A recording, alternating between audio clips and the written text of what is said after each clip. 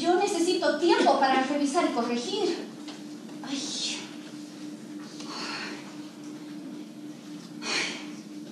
De acuerdo, Padre. Ay, calma mi espíritu para poder concentrarme en la tarea que tengo entre manos.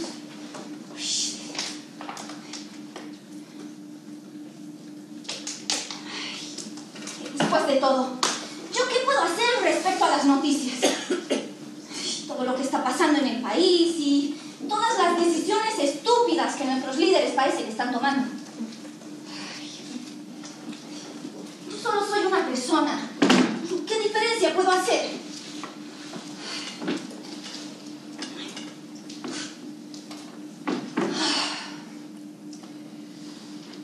De acuerdo, Padre. Yo lo dejo todo en tus manos. Es que tu voluntad sea hecha y por favor ayúdame.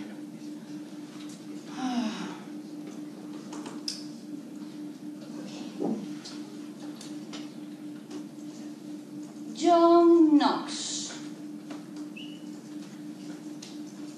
Intolerante, misógino o héroe de la libertad. ¿Pero quién va a entender esto? Ay, borrar.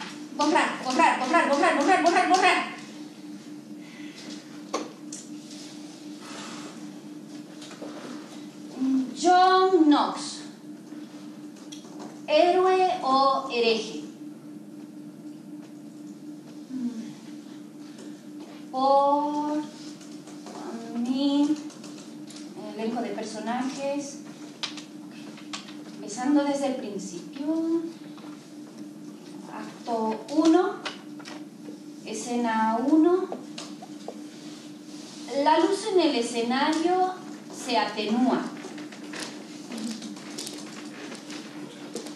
Un viejo está en la cama. No. Borrar.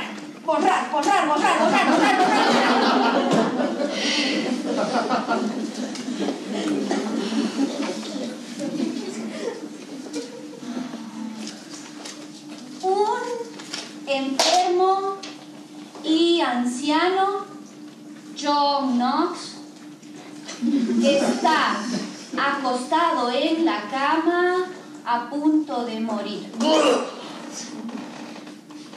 Su joven esposa Margaret lo está atendiendo. Se oye un golpe en la puerta. Margaret saluda. Margaret va hacia la puerta y la abre. Richard Bennikin, un amigo cercano de John Knox, entra. Margaret saluda a Richard y los dos hablan en voz baja. ¿Cómo se encuentra? Mal. No se encuentra bien en absoluto. Me temo que no podré tenerlo por más tiempo. Pero va a un lugar mejor. Sí, pero eso me alivia el dolor del proceso y del futuro. ¿Qué será de mí cuando él se vaya? ¿O qué será de mis hijas jóvenes creciendo sin un padre? Mujer, por favor, ven a leerme las palabras de mi Redentor, porque estoy emocionado. Pronto escucharé su voz y veré su rostro, y lo conoceré como nunca lo he conocido antes. Y sus palabras que he acariciado y vivido para que finalmente se cumplan. Temo que nunca podré escucharlas de nuevo, porque aunque me han dado la esperanza y la alegría de que finalmente se cumplan, temo perder la compañía de su familiaridad, porque sus palabras se han convertido en amigos buenos y fieles para mí. Yo quiero ser buen amigo tuyo también. No tanto fuerza, amigo mío. Pero ¿para qué? No las necesito. En el lugar a donde voy me sostendré con el poder de su fortaleza y su gloria. ¿Dónde quieres que te lea, querido? En ese lugar donde primero eché mi ancla. ¿Dónde habría sido eso? El Evangelio de San Juan, la oración que nuestro Señor oró por nosotros.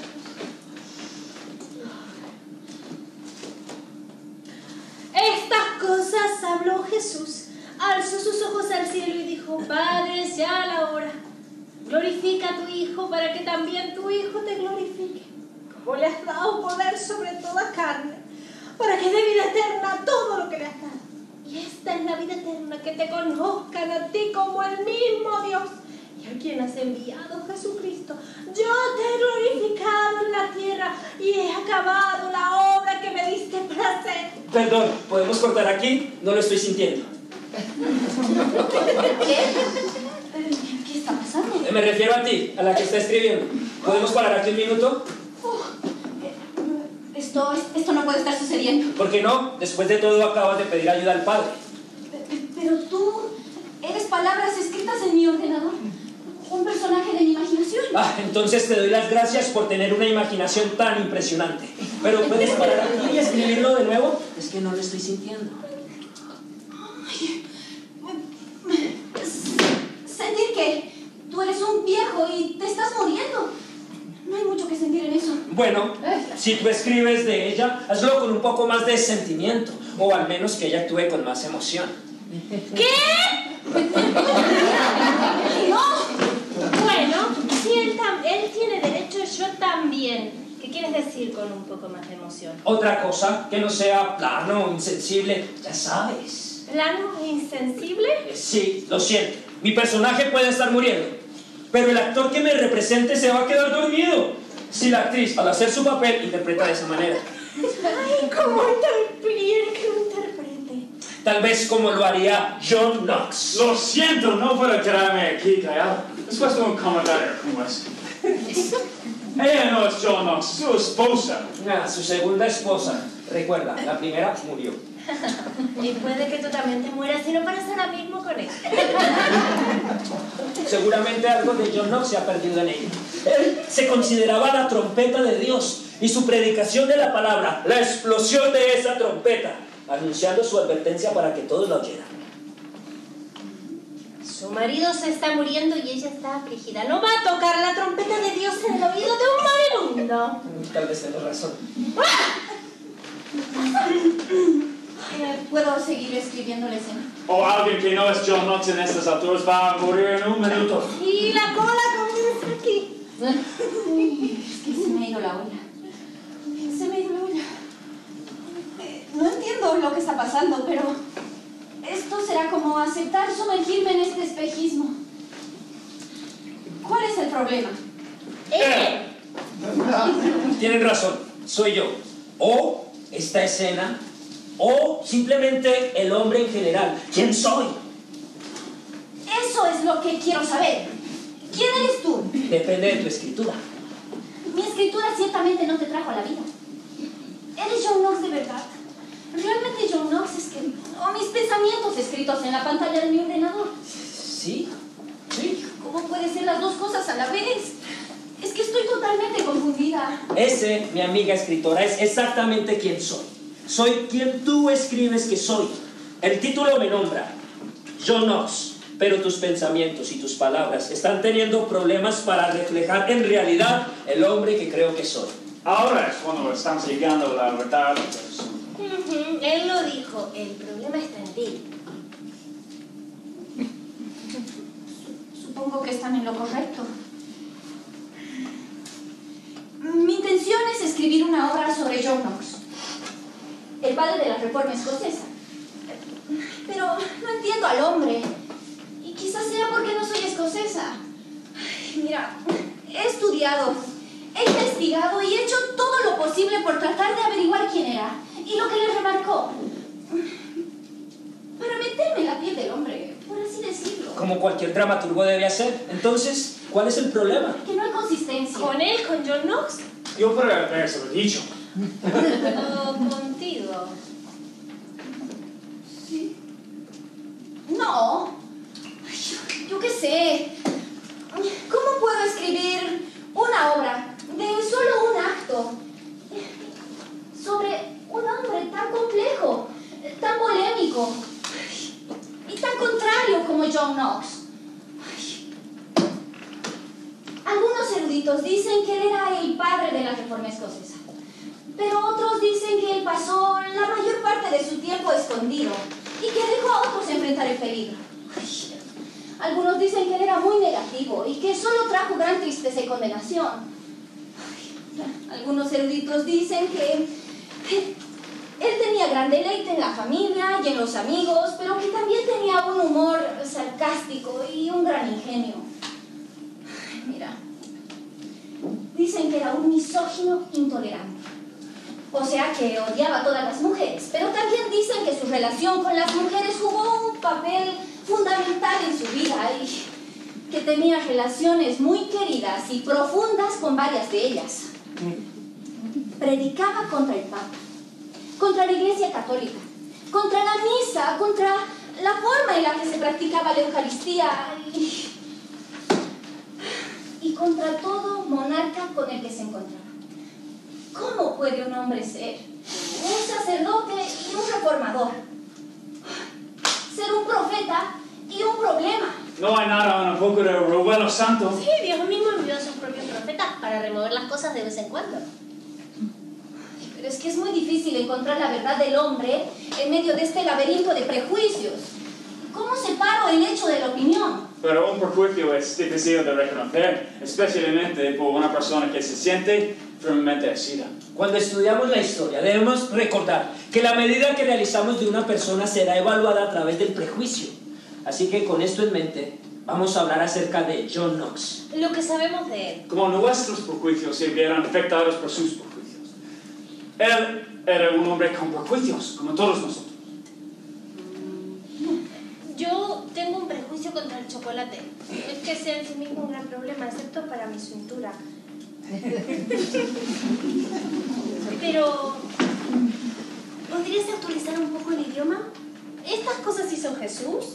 ¿Ellos saben que era el único Dios verdadero y a quién ha enviado? Creo la verdad de estas palabras, pero tengo algunos problemas para decirla de esa forma en mi boca. Y quién sabe si la audiencia aquí presente pueda entenderlo. ¿Podrías simplificarlo? Prepárate. Voy a empezar. Primeramente, no puedes mirar esta época a través de un dramaturgo del siglo XXI. Mi paciencia se agota con aquellos que cascan los héroes de la historia cuando descubren un defecto. O con aquellos que lanzan por el borde. Un hombre o una mujer de buena voluntad, eso podría dar a luz a mucho de eso. O incluso una caída importante. En efecto, batallón monstruoso de mujeres. O una gran caída. Si vivimos por esas reglas, nunca nos consolaremos. Con los salmos de rey David, encontraremos sabiduría en los proverbios de su hijo Salomón. O encontraremos dirección en las cartas de Pablo. Uno de los prejuicios de John Knox, por cierto, la parábola de Dios. Un hombre o una mujer no son héroes porque tengan un defecto. Un hombre o una mujer son héroes porque han reconocido su defecto, pagado el precio por él y movidos más allá de ese defecto. Encontraron la fuerza de Dios a pesar de las heridas que vieron en él. La vida es un proceso y el proceso estaba bien viva en la vida de John Knox. Yo tengo todos los hechos y las figuras de su historia.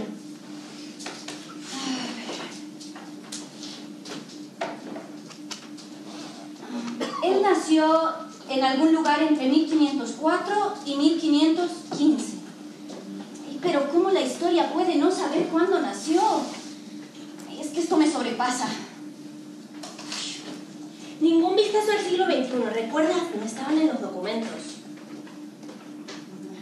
Creció en Lothians. Su padre era agricultor, de la clase campesina. No pobres, pero tampoco ricos. El hermano mayor de John heredaría los negocios de su padre, así que debido a que John mostró cierta inteligencia, fue enviado a la escuela y luego a la Universidad de San Andrews. Es que hasta ahora es una historia aburrida. Necesito un poco de conflicto para hacer esto más interesante. No te pierdas lo que está justo delante de tus ojos. A principios del siglo XVI, la Iglesia en Roma se había tejido a sí misma en el orden natural y permanente de la vida en la civilización occidental.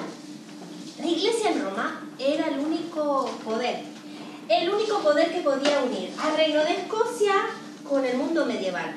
La educación era solo para los niños, cuyas familias podían permitirse el lujo, y servía para escalar los peldaños de la escalera profesional. El mayor empresario de Escocia.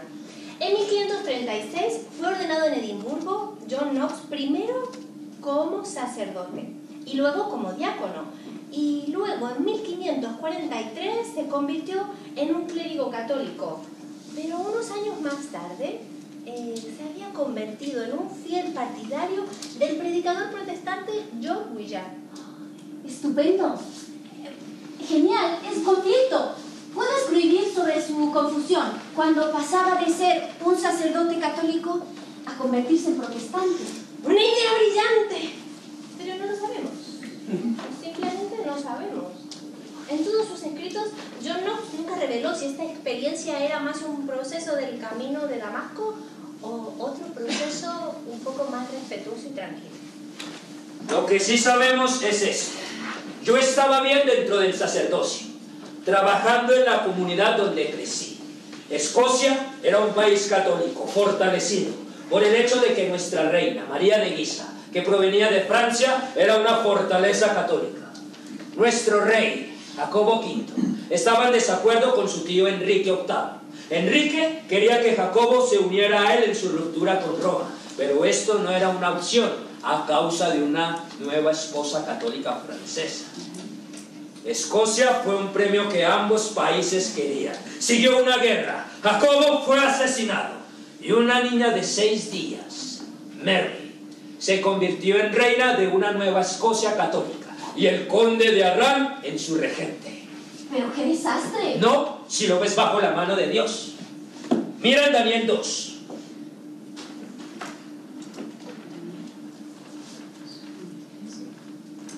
Justo allí. Bendito sea el nombre de Dios por los siglos de los siglos. Él lo sabe todo, lo hace todo, cambia las estaciones y guía la historia. Él levanta a los reyes y también los derriba. Dios mismo pone los poderes políticos en su lugar. Al igual que el rey Enrique, el conde de Arran trató de llevar la reforma de la iglesia a Escocia y de acelerar una ruptura con Roma. No solo aflojó el agarre de la iglesia católica, sino que organizó un circuito de predicaciones para algunos predicadores protestantes. Yo habría sido muy feliz viviendo como un católico. Después de todo, porque estaba dentro del negocio del gobierno, estaba dentro del negocio de la iglesia, estaba preparado.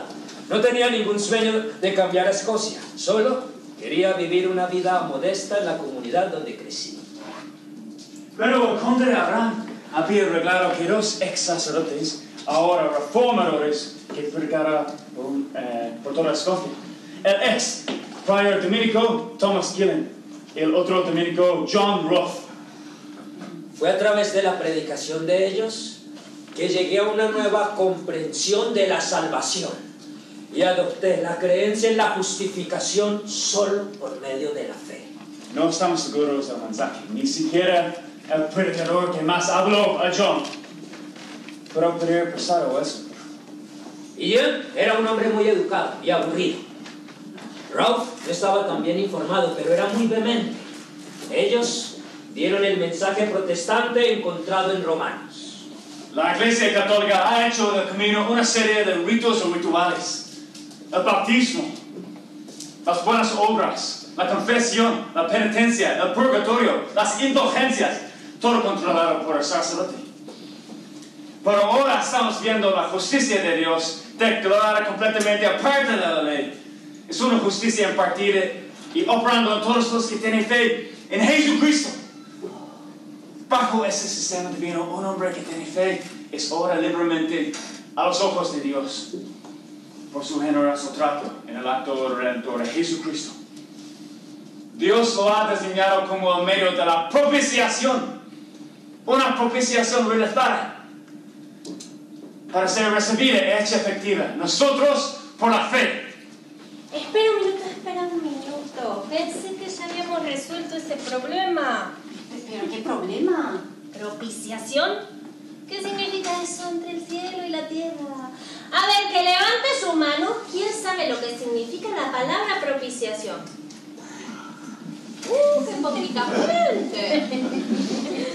Que levante su mano, incluso si puedes pronunciarlo correctamente. Pero esa es la palabra que usa Pablo en la carta a los romanos. ¿Tienes un léxico, un tesauro? ¡Ay, un diccionario bíblico! Por favor, utilízalo. Lo tengo, es este. Su sangre se convirtió en la demostración de Dios de la propia justicia restaurativa. Esta expresión de la justicia restaurativa de Dios muestra en el presente que Él es justo y que Él endurece a aquellos que se confían con Jesús. ¿Es Dios el Dios de los judíos solamente? Si Él creó todas las cosas, ¿no lo hace Dios todas las personas? ¿Judíos o no judíos? Tanto a propio como a extranjeros. Así que puesto que Dios es uno, hay un camino para que los judíos y los forasteros, circuncidados e incircuncisos, tengan razón en Él. Ese es el camino de la fe. Eso era libertad. La libertad que me cambió.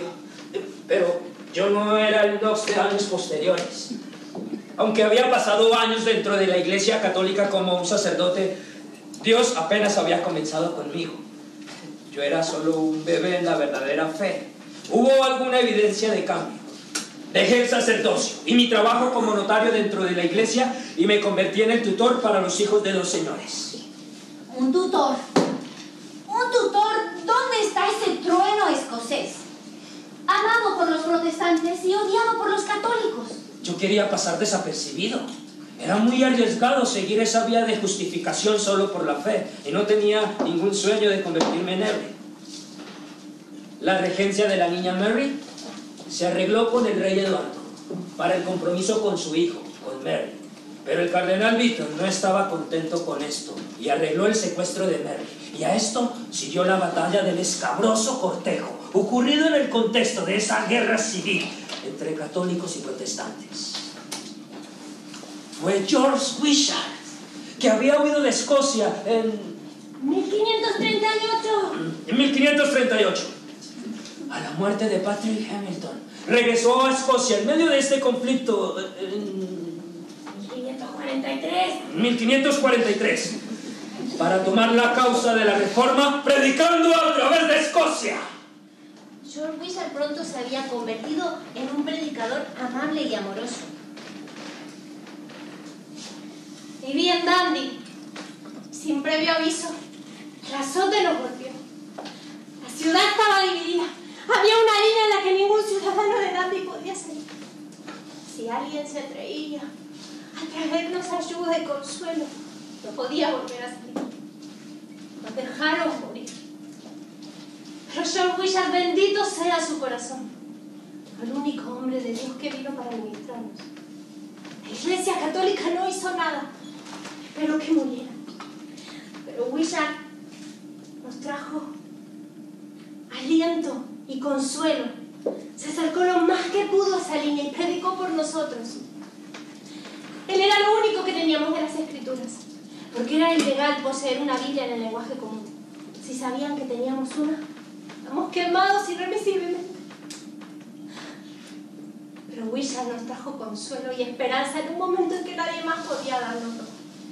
Y Escocia lo amaba por ello. Entonces, cuando Wishart vino a predicar a Lothians, fui a oírle. Esa noche, Wishart me sacó de la penumbra e hice lo que nunca pensé hacer. Dejé lo que yo sabía y seguí a un predicador protestante. Tomé una espada que pedí prestada y lo seguí para protegerlo. ¿Pero por qué? ¿Qué ocasionó el cambio? Ay, ¿qué pudo hacer a un hombre que solo quería pasar desapercibido? A un hombre dispuesto a mirar al frente, coger una espada y dar su vida para proteger a otro. Cuando finalmente conoces la verdad de Dios, esta te cambia. Fue solo durante unas semanas que viajé con Wishart, pero crecí muchísimo, escuchándolo predicar, viendo cómo Dios se movía a través de él. Pero entonces supimos que algo estaba mal. Nos tendieron una trampa.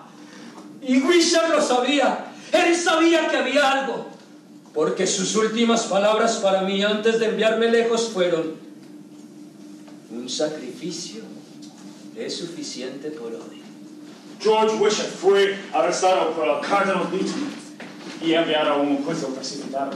Fue más bien una expedición para que otros supiera lo que estaba reservada a cualquiera que predicara contra el Papa y la Iglesia Católica. John Knox estaba ahí y se dio cuenta de toda la farsa, porque fue una farsa. En el último momento llegó un cardenal que venía de Francia. Supongo que quería ser visto como parte de ese gran momento. Cuando Beaton entró a la corte, El cardenal insistió en que debía ser el primero. Beaton se negó. Una discusión educada convirtió en un combate de gritos, ¡Que se convirtió en un combate de mujeres!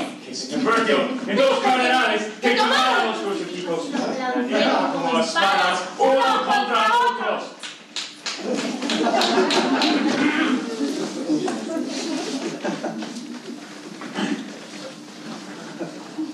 Wishart, ese hombre amable, el predicador del pueblo, el hombre al que llamé Maestro George, fue quemado en la hoguera.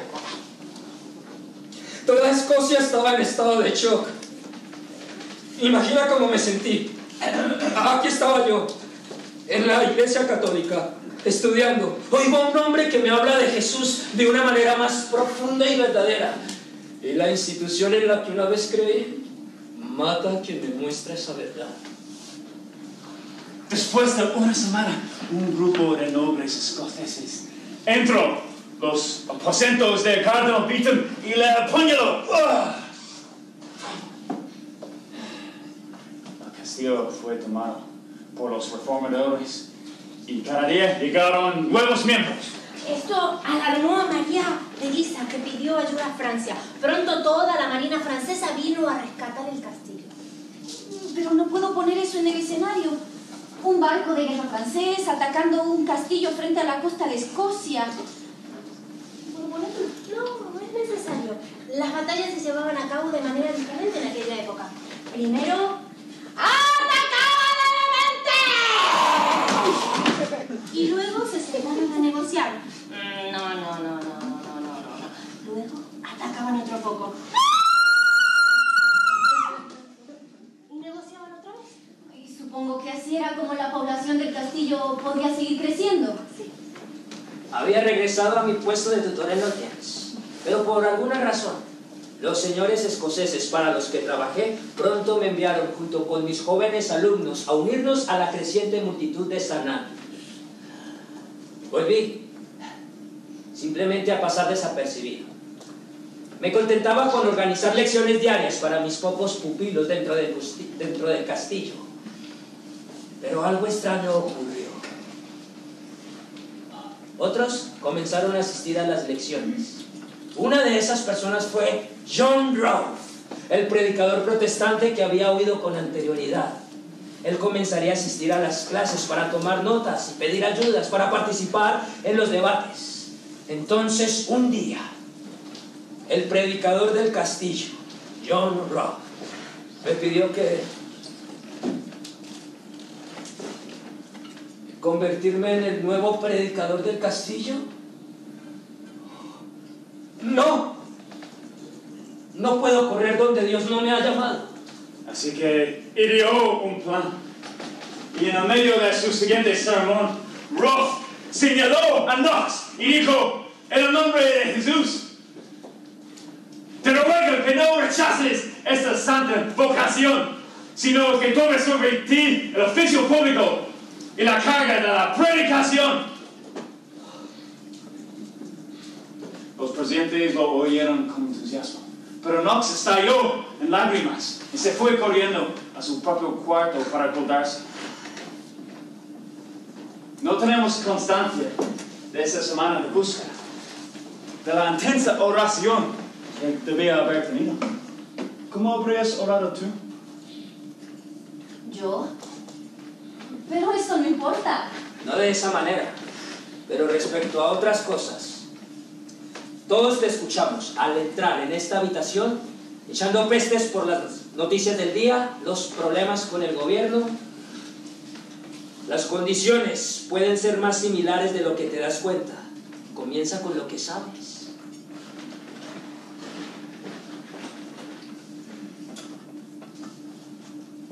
¿Qué haces cuando te das cuenta de que tu gobierno te ha traicionado?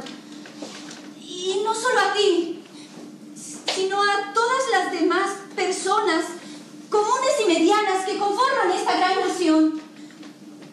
Los que se supone deberían proteger, los que se supone deberían gobernar por el bien del pueblo y no por el bien de ellos mismos. Los que dan su vida contra los franceses y contra los británicos. Y sí, incluso contra la Iglesia Católica. Para que vivamos una vida simple, a la luz de tus enseñanzas. ¿Qué haces cuando eres golpeado en la cara con la realidad de que ya no somos nosotros el pueblo, sino yo, el que tiene el poder? Y yo, el que estoy por encima de la ley. Y yo, que tengo el derecho de hacer lo que me plazca. Solo soy una persona más. ¿Qué diferencia puedo hacer? Oh Dios, ¿qué debo hacer? ¿Soy yo el único que lo ve? Soy el único que ve que pude haber comenzado como la roca Pedro, pero que de alguna manera, en algún lugar, a lo largo del camino ha perdido su alma. La Iglesia Católica ya no es tu iglesia. Un cuerpo de creyentes que todos te miran al gran pastor para guiarlos día a día, momento a momento, de acuerdo con su palabra. ¿Cómo pueden vivir por su palabra cuando la Iglesia Católica ha hecho que leer y poseer una Biblia en inglés sea castigable con la muerte? La Iglesia se ha convertido en el gobierno. Lo que sea que fuese, ese primer siglo se ha convertido en algo selecto. Pocos se han puesto en el lugar del buen pastor. La Iglesia posee la mitad de la tierra en Escocia y un tercio de la riqueza. La Iglesia, no el pueblo. Chicos, créeme, lo sé. He pasado buena parte de mi vida hasta este punto en la Iglesia. Un sacerdote notario, manejando los asuntos financieros de la iglesia. ¿Por qué tu iglesia necesita a alguien para manejar los asuntos financieros? Alimenta al hambriento, protege a la viuda, al huérfano, almacena para sí mismo tesoros en el cielo, no en la tierra. ¡Oh, Dios! ¿Qué debo hacer? ¿Qué debo hacer?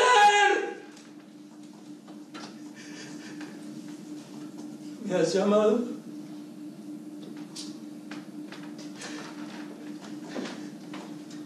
¿Me has llamado para ser el vigilante en la atalaya del libro de Ezequiel?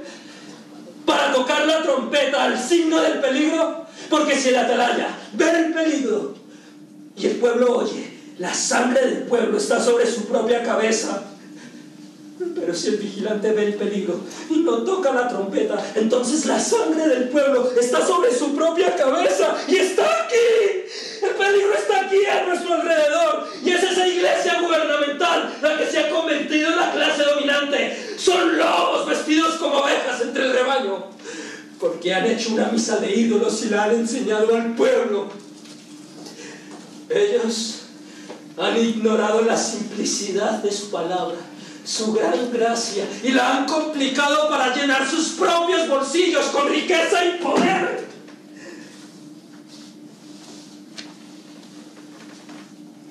Cuando Knox salió de aquella habitación, recibió su llamado: ser un vigilante de Dios. Y ese hombre tocó la trompeta. Su primer sermón fue acerca de Daniel. Y no tuvo ningún reparo en asignar al Papa como la persona del anticristo. Knox Estaba listo para aceptar el llamado, pero no estaba preparado para lo que Dios tenía en mente. Los franceses capturaron Castillo en 1548. Los nobles fueron puestos en prisión o fueron perseguidos, o se les dio una muerte inmediata. A los demás, una muerte lenta, pero más segura. Remeros a bordo de buques de galera francesa. Así fue el caso de John Knox y su amigo John Balfour. Durante 19 meses vivieron una muerte lenta. Mis días pasan como humo. Mis huesos arden como un horno. Mi corazón es golpeado y se seca como la hierba. Estoy demasiado acabado para comer mi pan. Debido a mis fuertes gemidos, mis huesos se aferran a mi piel. Pero espiritualmente creció más fuerte. Cuando estaban cerca de su amada Escocia, John Knox tuvo que recibir los cuidados de su amigo. John, ¿crees que alguna vez saldremos de este infierno? Sé que el Señor nos librará. No olvides que Satanás hizo que José fuera a Egipto, pero Dios quería que rescatara a su pueblo con bien. No pierdas la fe, hermano. Dios es fiel. Regresaremos a nuestra patria y Dios nos dará la victoria. ¡Mira! ¡A tierra! ¿Puedes decirnos dónde estamos? Sí, lo sé bien, porque veo el campanario de aquel lugar donde Dios abrió mi boca en público para su gloria. Que no importa lo débil que estoy, que no descansaré hasta que glorifique su nombre allí de nuevo. Pero otro incidente en el barco tuvo una consecuencia diferente. ¿Qué es esto? Nuestra Señora, la Santa Madre María. ¿Qué se supone que debo hacer con ella? Los guardias están pasando para que cada hombre le confese su libertad. ¿A quién? Nuestra Señora. No voy a hacer eso. ¡Eso es idolatría! Shh. Pero haz lo que le dice. ¿Están mirando? Aquí no, pero hazlo.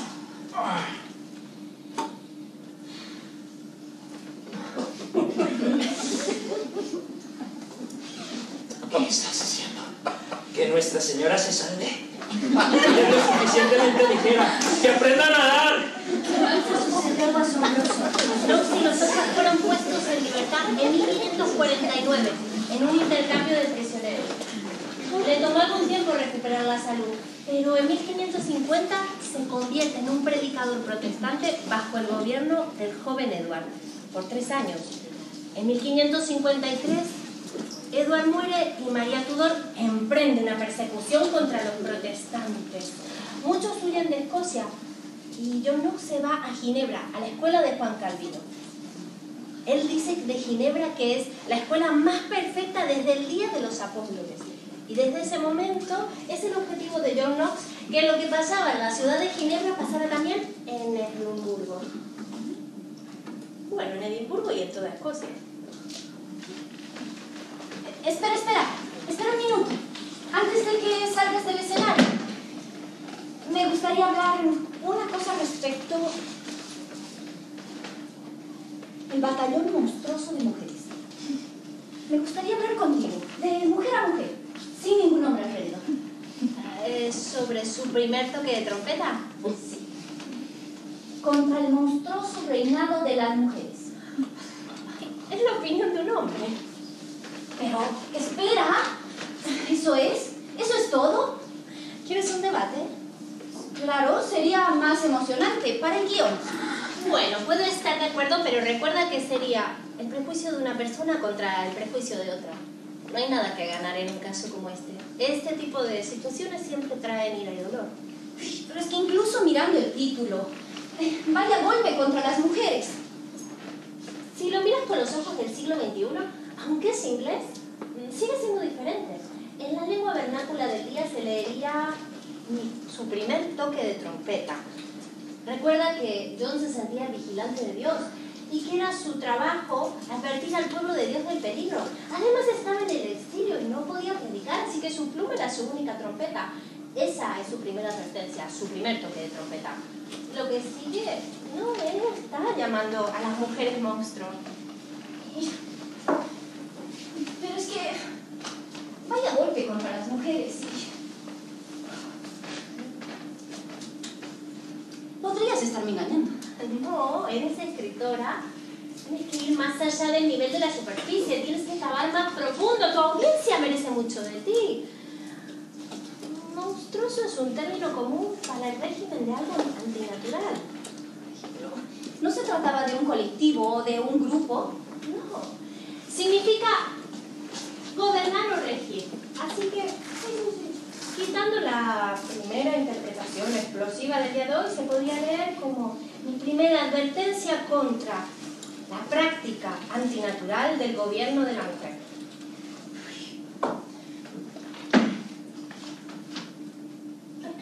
Que no lo entiendo. Tú no puedes estar de acuerdo con eso. ¿Esa mujer de verdad no podía gobernar? No está diciendo eso. Recuerda que ante Dios no hay hombre o mujer. Si somos hechos a imagen y semejanza de Dios, todo lo masculino está en Dios y todo lo femenino está en Dios. Lo que él está diciendo es que Dios, que hizo tanto al hombre como a la mujer, ha ordenado que los hombres deben gobernar y las mujeres no. El Creador está dando a su creación una orden específica de comportamiento. Y creo que John estaría de acuerdo en que si vas a argumentar sobre esto, deberías discutir con Dios y no con nos. Pero... ¿y Débora? Ella fue una juez sobre Israel. Débora no era reina. No había rey tampoco. Dios era el único rey. Débora escuchó la voz de Dios para advertir al pueblo del peligro. Ella no era reina. El único que era rey era Dios. Pero tu punto. Pero, en primer lugar, ¿por qué lo escribió? ¿Por qué, si años más tarde él respetó a la reina Isabel de Inglaterra, que incluso le dio apoyo en su lucha por Escocia? Yo creo que él le hubiera ayudado un poco más si él no hubiera escrito este libro. Recuerda que hasta el momento la única mujer que gobernaba que él conocía quemó vivo a los protestantes por no estar de acuerdo con la Iglesia Católica. Estaba en el exilio, sí, porque Mary la Sangrienta estaba quemando a los protestantes a la derecha, al centro, a la izquierda del país. Se equivocó en escribirlo. Pues quién sabe, fue un error tal vez. Pregúntale a John Knox, pregúntale a Mary, reina de los escoceses. Tenemos registros de sus conversaciones. Venga, a trabajar.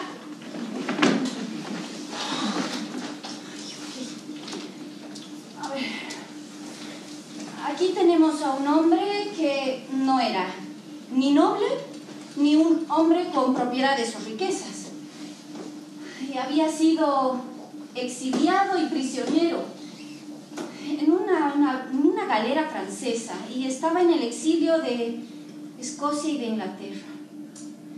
Un hombre sin importancia, pero que fue llamado 5 veces ante la reina.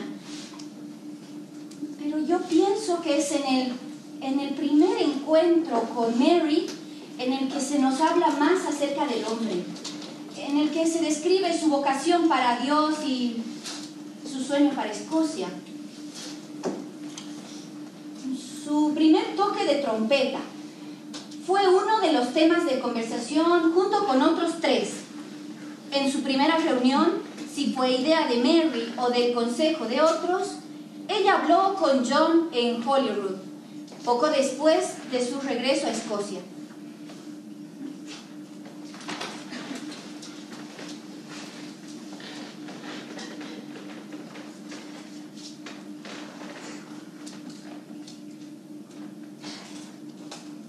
Tú levantaste a mis súbditos contra mi madre y ahora contra mí.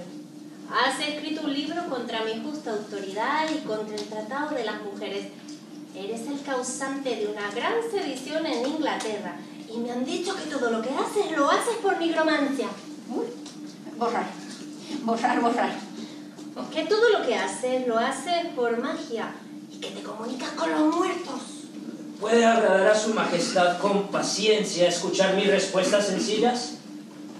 El primero, si enseñar sinceramente la verdad de Dios, reprender la idolatría y querer que un pueblo adore a Dios según su palabra es levantar temas contra sus príncipes, entonces no tengo excusas. Porque ha agradado a Dios que me haga uno entre muchos para predicar a este reino el engaño, el orgullo y la tiranía de ese anticristo romano. Y sobre este libro, que parece ofender grandemente a su majestad, es verdad que lo escribí. Entonces, ¿crees que no tengo autoridad? Por favor, su majestad, los hombres eruditos en todas las edades han sido libres para expresar sus creencias. Muy a menudo han estado en desacuerdo con el juicio común del mundo. He comunicado mi juicio al mundo. Si Escocia no tiene ningún problema contra el gobierno de una mujer, lo que ellos aprueben no lo rechazaré, excepto en mi propio corazón. Y estaré bien contento de vivir bajo su gracia, como Pablo iba a vivir bajo Nerón. Mi esperanza es que mientras que no contaminéis vuestras manos con la sangre de los santos de Dios, ni yo ni ese libro os haremos daño a vuestra autoridad. En verdad, señora, ese libro fue escrito principalmente contra esa inicua Jezabel de Inglaterra, la reina María Tudor. Pero tú escribiste de las mujeres en general.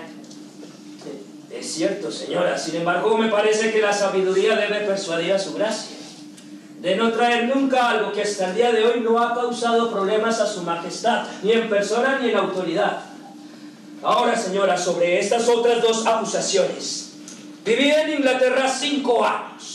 2 años en Berwick, 2 años en Newcastle y 1 año en Londres. Si algún hombre pudiera probar que hubo batalla, sedición o motín en alguno de estos lugares mientras que estuve allí, confesaré que yo mismo soy el instigador y el derramador de esa sangre. Tengo que confesar que Dios bendijo mis débiles trabajos en Berwick, donde era común que las peleas entre soldados condujeran a las matanzas. Había paz todo el tiempo que permanecía allí, como sucede hoy en Edimburgo, y donde me acusan de magia, nigromancia u otras artes prohibidas. Por Dios, señora, tengo testigos, además de mi propia conciencia, de que en todas las congregaciones que alguna vez me oyeron, he predicado contra tales artes, así como contra los que las usan. Pero tú has enseñado al pueblo a practicar una religión que sus príncipes no están de acuerdo. ¿Cómo tu doctrina puede ser de Dios si Dios ha ordenado a los súbditos obedecer a sus príncipes? Señora, la verdadera religión de Dios no tomó ni fuerza ni autoridad de los príncipes mundanos. Entonces, ¿por qué deben los súbditos encuadrarse a la religión de sus príncipes? Los príncipes son a menudo los más ignorantes de todos los demás en cuanto a la verdadera religión de Dios. Como leemos en las historias, si toda la simiente de Abraham hubiera seguido la religión de Faraón, de la que eran súbditos, ¡Dios mío! ¿Qué religión habría en el mundo de hoy? O si todos los hombres en los días de los apóstoles hubieran sido de la religión de los emperadores romanos, ¿qué religión habría sobre la faz de la tierra? Daniel y sus compañeros eran súbditos de Nabucodonosor y luego de Darío.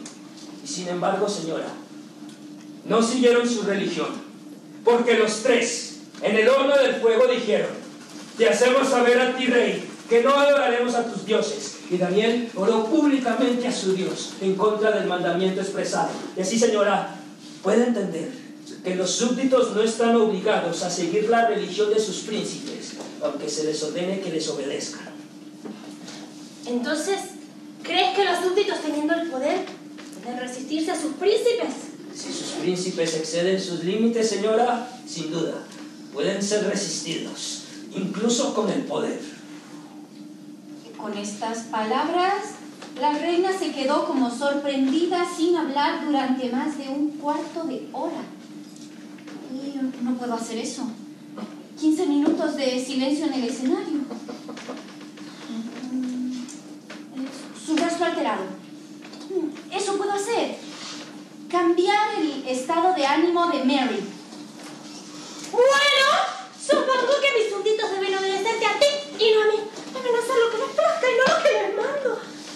¿qué seré yo? Dino ellos a mí. Que Dios me libre de mandar que me obedezcan o de dar a los súbditos la libertad de hacer lo que les parezca. Mi gran trabajo, señora, es que tanto príncipes como súbditos obedezcan a Dios. Es Él quien somete a los pueblos bajo los príncipes y les da obediencia. Pero Dios anhela que los reyes se conviertan en padres adoptivos para su iglesia y ordena que las reinas sean nodrizas para su pueblo. Esta sumisión a Dios y a su iglesia atribulada es la mayor dignidad que cualquier persona puede recibir sobre la faz de la tierra, porque la llevará a la gloria eterna. Sí, pero tú no eres la iglesia que yo voy a alimentar. Defenderé a la iglesia de Roma porque creo que es la única iglesia de Dios. Su voluntad, señora, no es la razón, ni sus pensamientos hacen de esa ramera romana la verdadera e inmaculada esposa de Jesucristo. No se extrañe de que yo llame ramera romana, porque esa iglesia está completamente contaminada con toda clase de fornicación espiritual, tanto en las doctrinas como en las costumbres. La iglesia de los judíos que crucificaron a Cristo Jesús no fue tan degenerada con las ordenanzas que Dios dio a Moisés y a Aarón al negar al Hijo de Dios, como la iglesia de Roma, que más de 500 años ha declinado la pureza de esa religión que los apóstoles enseñaron y plantaron. Mi conciencia no puede tolerar eso. La conciencia, señora, requiere conocimiento, y cuando se trata de conocimiento verdadero, me temo que usted no tiene ninguno. ¡Ah, pero yo he escuchado y he leído! Así hicieron los judíos que crucificaron a Cristo Jesús. Leían la ley y a los profetas e interpretaban a su manera. ¿Ha escuchado alguna enseñanza aparte de lo que el Papa y sus cardenales le han permitido? ¿Puede estar segura de que nunca hablarán nada que disminuya su propio patrimonio? Ustedes interpretan las escrituras de una forma y ellos de otra. ¿En quién debo creer? ¿Quién será el juez? Debe creer en Dios. En Dios. La palabra de Dios es clara en sí misma. Si aparece en alguna parte algo que usted no entienda, el Espíritu Santo, que nunca se contradice, lo explicará más claramente en otro lugar. Así no quedará ninguna duda. Eso es demasiado difícil para mí. Con esto, la reina fue requerida para la cena. Cuando se marchaba, John Knox le dijo: Ruego a Dios, señora, que usted sea muy bendecida dentro de la Conmebol de Escocia, si le complace a Dios, como Débora estuvo dentro de la comunidad de Israel. ¿Qué? ¿Qué pasó? ¿Por qué te detuviste? Ay. ¡Actualizar software! No.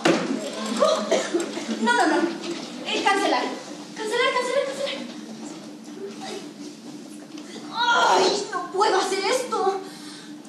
Ay, no puedo hacerlo.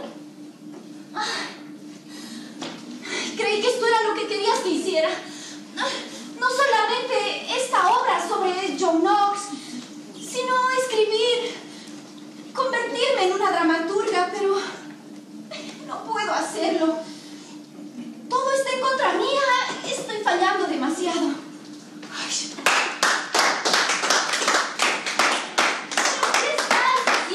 ¿Qué estás haciendo? Animándote. Dándote aliento. Consideremos parte de esta gran nube de testigos en los obreros. ¿No se dan cuenta que yo no puedo hacer esto? No lo puedo hacer sola. Creo que está empezando a atender. Sí, creo que por fin está viendo la verdad. Aparte de él, nosotros no podemos hacer nada. Eso es lo que tenía que aprender. Y es por eso que acepté el llamado a predicar y nunca miré atrás. Y es por eso que yo sabía que sentado en aquel desperdicio humano, en esa galera de dolor y muerte, sabía que un día predicaría de nuevo en San Andrés. Y lo hice. Es por eso que cuando la peste embargó Edimburgo, muchos huyeron de Escocia, pero John Knox se quedó con su congregación. Mientras 10 personas permanezcan, estaré aquí, en la villa, enseñándoles. Es por eso que incluso después de un drama cerebral, en 1570 siguió predicando. Y cuando se oyó la noticia de la masacre de San Bartolomé en Francia, donde aproximadamente entre 5,000 y 30,000 protestantes fueron llevados a la espada en un día, con esa noticia golpeó a los protestantes en Escocia con la dura verdad que la lucha no había terminado. Él tenía que seguir predicando. Ese domingo de agosto de 1572 fue su último sermón. Estaba tan débil y tenía tan poca voz que tuvieron que subirlo al púlpito. Predicó sobre la masacre. Y debían llevar el mensaje de vuelta al rey de Francia. Por eso un hombre dijo de su predicación: hay más voz en este hombre que 500 trompetas tronando en nuestros oídos. Y otro hombre, ante la tumba abierta de Knox, dijo: aquí yace un hombre que ni alegó ni temió a ninguna carne. Es por eso que después de 5 entrevistas con Mary, reina de los escoceses, las cuales trajeron muchas lágrimas a ella, y la última, que era para condenarlo por traición, sin embargo aún pudo arreglar el matrimonio de uno de los parroquianos de Knox con la media hermana de Mary, la condesa y el conde de Argyll. Y porque Mary, reina de los escoceses, decía: temo más a las predicaciones y a las oraciones de John Knox que cualquier ejército o flota que el mundo pueda lanzar. Wow. Repite eso. Repite eso. Temo más a las oraciones y a las predicaciones de John Knox que cualquier ejército o flota que el mundo pueda lanzar. Sí. Si eso pudieran decir de cualquiera de mi generación. Ay, si eso se pudiera decir de mí. Temo más a tus oraciones y a tus predicaciones que cualquier ejército o flota que el mundo pueda lanzar. Sí. Los discursos de John Knox eran poderosos y solo sus escritos definieron el curso de Escocia. Y tener ese poder en la oración o tener ese poder en mis escritos y en mis obras. Pero tú puedes tener ese poder porque ese poder está disponible para todos nosotros. Pero todavía le falta un poco. Creemos que la historia está marcada por las guerras, los armamentos, los gobiernos, la política, toda la historia. Nuestro tiempo y tu tiempo. Pero hay otra historia en la historia. Y se puede ver en la vida de John Knox. No es lo que somos lo que nos hace héroes, es a quien pertenecemos. Nuestro potencial para hacer un lío de cosas y equivocarnos nunca desaparecerá. Y cuando obramos en nuestro propio poder, cuidado con el mundo. Tengo decenas de historiadores y críticos que lo han señalado. Pero cuando el poder de Dios obra a través de ti... ¿Pero cómo puedes decir esto? John Knox no era un hombre corriente. Solo sus escritos dieron forma a las generaciones venideras. Él no era un hombre corriente. Sí, sí lo era. Ese es el punto. Nací en la oscuridad y mi tumba se encuentra debajo de un aparcamiento. Mira cómo empezó mi vida. Me había vuelto complaciente dentro de la iglesia de Roma. Yo era un hombre muy común, pero conocí a un Dios extraordinario. Un Padre que me buscó, que me enseñó con paciencia, que me envió al exilio para construir y fortalecer mi espíritu. Y sin embargo, todavía estaba lleno de dudas. Como Pablo, hacía esas cosas que odiaba y no hacía esas cosas que sabía que eran correctas. Y nunca pude entender cómo uno podía apoyar plenamente a un monarca católico y ser un protestante como Elías. Quise dejarlo más de una vez. Y a pesar de todo eso, Dios todavía me usó para hacer sonar su trompeta, para reformar su iglesia. La historia está llena de gente común, hombres, mujeres, niños y niñas, a quienes Dios amó y a quienes Dios llamó, y a quienes Dios convirtió en héroes que cambiaron al mundo para mejor a causa de Él. Algunos los conocemos, pero otros muchos no. Dios no los hizo perfectos, pero Él los hizo suyos. Muchos de ellas tenían los bordes afilados y eran imprudentes, y sin embargo trajeron curación y esperanza a los que no tenían ninguna. Así que ahora te paso la trompeta. Haz sonar tu trompeta. Dile a tus audiencias que al igual que yo son personas comunes, que son amadas por un Dios extraordinario. Hazla sonar fuerte y claro en este mundo en el que vives. Ese es tu llamado, si lo aceptas. Eso es todo lo que tienes que hacer. Pero recuerda, es por fe. Él hará el resto. Amén.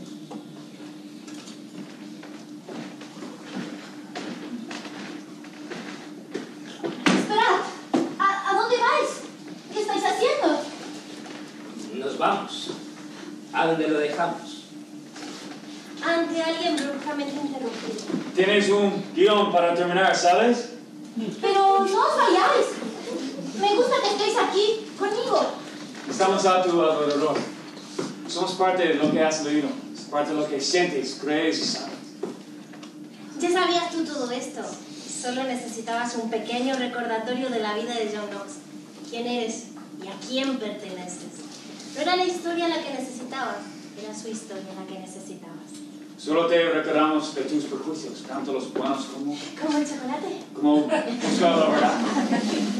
Y lo que podréis sacar las manos de Dios. Así que tómalo donde lo dejamos. Y anímate un poco, por favor.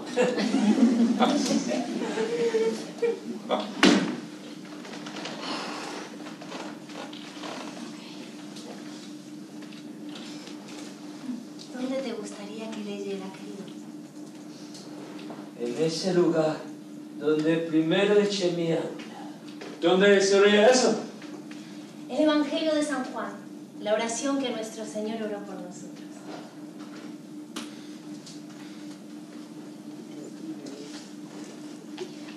Después de que Jesús dijo esto, miró al cielo y oró. Padre, la hora ha llegado. Glorifica a tu Hijo para que tu Hijo te glorifique, porque le concediste autoridad sobre todo pueblo, para dar vida eterna a todo lo que le has dado. Ahora, Esta es la vida eterna, que te conozcan a ti, como el único Dios, y a quien has enviado, Jesucristo. Yo te he glorificado en la tierra y he acabado la obra que me diste para hacer. Gracias, John, por terminar la obra que Dios te encargó.